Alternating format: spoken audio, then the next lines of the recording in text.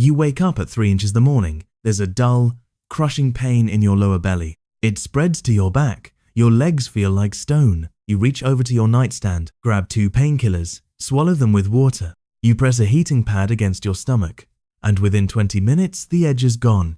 Now imagine that same pain, that same 3 a.m. moment, but there is no nightstand, no pills, no heating pad, no doctor you can call, no word for what you're feeling because science hasn't named it yet. Just you, a cold animal skin shelter, wind outside, darkness everywhere.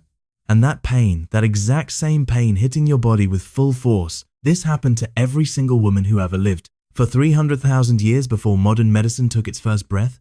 And somehow they didn't just survive it, they built a system around it. Here's what most people assume when they picture ancient women. They imagine them as tough, almost unfeeling, hardwired for survival, too busy to notice pain. Some people even believe ancient women didn't experience periods the way modern women do. That somehow biology was different back then. But science has proven that wrong completely. The cramps, the bloating, the back pain, the fatigue, the mood shifts. The biology was letter for letter identical to today. What was different was everything around them. No pharmacy, no gynecologist, no Google search at midnight. Just raw human intelligence and 300,000 years of figuring it out. So what did they actually do? Let's go back, way back, and find out.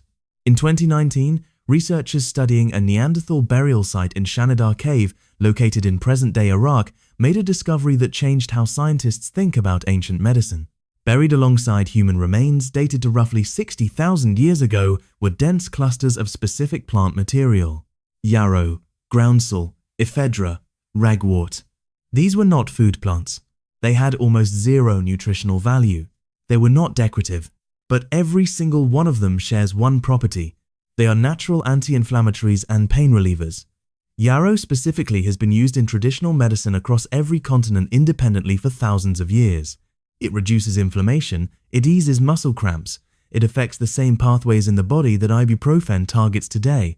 Scientists believe these plants were deliberately chosen and placed not by accident. Ancient humans understood through observation and experience that these plants dulled pain. Let that sink in. 60,000 years before the first painkiller was manufactured in a laboratory, ancient humans had already found a version of it. It was growing in the dirt, right outside their shelter, and they knew exactly what to do with it. But plants were just one piece. What's remarkable is this ancient women across completely different continents, with zero contact with each other, independently discovered the same core solutions: heat. In Eastern Africa, archaeological evidence shows ancient communities heating smooth flat stones in fire, then wrapping them in animal skin and pressing them against the lower abdomen. The same logic as a modern heating pad, different materials, identical physics, identical result. Herbal teas and infusions. In ancient China, as far back as 3,000 years ago, written records describe ginger and cinnamon preparations specifically for menstrual pain. Ginger is today clinically proven to reduce period pain as effectively as ibuprofen in some studies. They didn't know the chemistry, but they knew it worked. Red ochre. In multiple ancient African sites, red ochre, a natural mineral pigment, appears consistently in contexts associated with menstruation. Researchers believe it served practical hygiene purposes, the earliest known attempt at managing periods physically. And perhaps most importantly, knowledge. In almost every ancient tribal community studied by anthropologists, medicinal plant knowledge was passed directly from mother to daughter, generation to generation, unwritten, unrecorded, but never lost. This wasn't luck. This was an ancient female knowledge system built over thousands of years of observation, testing, and shared experience. Now, here's where the story gets truly fascinating.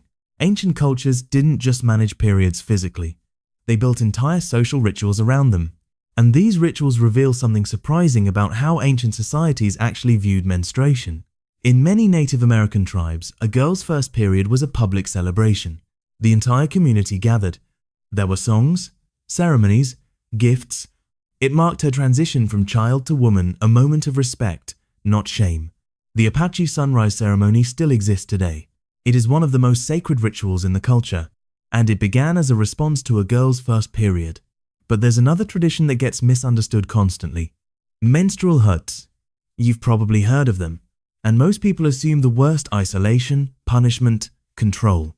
But anthropologists who have spent years studying these practices tell a more complicated story. In many cultures, the menstrual hut was not a prison. It was the only place in the entire community where a woman could stop. No cooking, no childcare, no hunting preparation, no physical labor, just rest for 3 to 5 days in a space with other women. In a world where survival demanded constant movement and constant work, where a woman who stopped working risked her family going hungry, being given permission to rest was not nothing. It was radical. Some anthropologists now argue that the menstrual hut in many cultures was the first designated rest space ever created for women in human history. Now here is the part that genuinely surprises modern scientists. And once you hear this, you will never think about ancient women the same way again. Ancient women had far fewer periods than women today.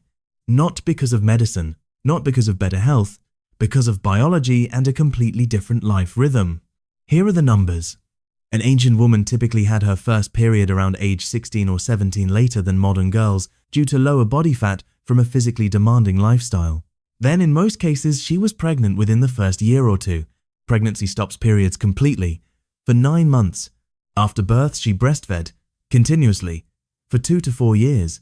Extended breastfeeding suppresses ovulation, which means no periods for months, sometimes years at a time. Then often another pregnancy followed almost immediately. Researchers estimate that an ancient woman experienced somewhere between 50 to 100 periods in her entire lifetime. The average modern American woman? Over 400. Say that again. Modern women experience 4 times more periods than their ancient ancestors because of later pregnancies, shorter breastfeeding, and longer overall lifespans. The pain ancient women faced was absolutely real. Their remedies were real. Their rituals were real. But the frequency was a fraction of what modern women endure. Their bodies were running on a completely different biological clock, one that modern life has almost entirely erased. Here is what makes this story stay with you. Almost every remedy ancient women discovered is still alive in modern medicine today. Yarrow extract is actively studied as an anti-inflammatory compound. Ginger supplements are now sold specifically for menstrual pain relief. Heat therapy is still the first thing most gynecologists recommend. Rest during menstruation is still medically advised, yet modern work culture rarely allows it. Ancient women didn't have our technology. They didn't have our research or our laboratories. But they had something we have slowly lost. They listened to the body without distraction. They observed, they tested, they shared what worked, and they built a system of care entirely from what the earth gave them. They didn't invent pain relief. They discovered it in plants, in heat, in rest, in each other. We just put it in a white plastic bottle. Go back to that moment this morning. The painkiller on your nightstand. The heating pad you switched on without thinking. The bed you were allowed to stay in. None of that was new. It was inherited from women who had nothing, not a single modern comfort, and still found every answer we rely on today. If this changed how you see ancient humans, the next video will completely change how you see yourself. Watch it now.